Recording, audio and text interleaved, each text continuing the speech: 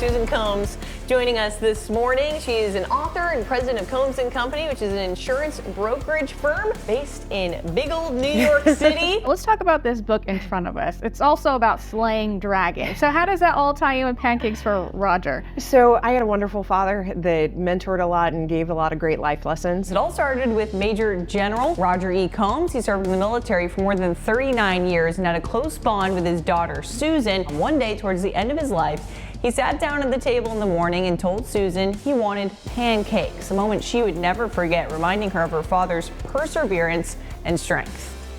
I wear a lot of different hats. When it comes to insurance, I might be helping somebody assess risk for the day. I might be a keynote speaker at a conference, or I might be on a speaking event for my book. It just, honestly, it depends on the day, on who Susan Combs is. I feel like I'm a person that is what you see is what you get. I grew up as a general's daughter. My dad taught me the lesson: it's important for you to be understood, but it's more important for you not to be misunderstood. I was the youngest national president in the over 85-year-old history of women in insurance and financial services.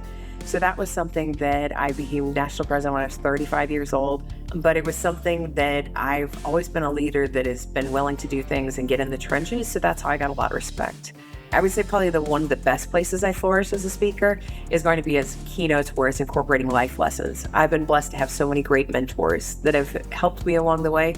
And I've always been taught that if you get a good piece of advice, it is your duty to share it with somebody else. And that's what I try to do with my talks. I knew in order to set myself apart from all my other peers that were graduating the same time, I needed to have a good resume. So I did a lot of internships. I pitched myself. I got myself jobs because I made them up. So, you know, there's a lot of cool opportunities, but you have to put yourself out there. And, you know, if you're just sending your resume out on Indeed, you're wasting time. I've attended a lot of conferences in my day. I've heard a lot of keynote speakers, and the best thing that I've always wanted people to do when they listen to me speak is have something that they could take away and plug and play into their life. I mean, it's great to get so many fun stories and laugh and enjoy yourself. That's wonderful to do with a keynote. But if you can have a takeaway of a tool and a trick that you can use and implement in your life that'll make you a success, I think that's a win. Ann Deaton is a PhD, very well accomplished in her own right, and she was the person that told me, Susan, you have to have a stretch in your life at any given time. A stretch in your life means you have to have something bigger than yourself that seems like you just can't do it. So think about those things. Think about like if that's a stretch for you, and if it's a stretch for you, that's really when you can develop your creativity, your character, and your tenacity as well. I have a firm belief in being a speaker is be brief, be bold, and be gone.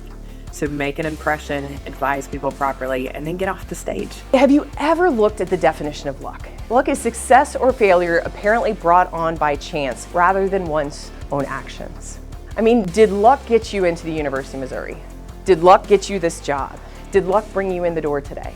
No, you guys did. So I don't think you're lucky, and I don't think you're rocks, and I don't think you're potatoes. I think you're badasses, and you all have a story to share. So now you need to go share your story, and always eat the pancakes.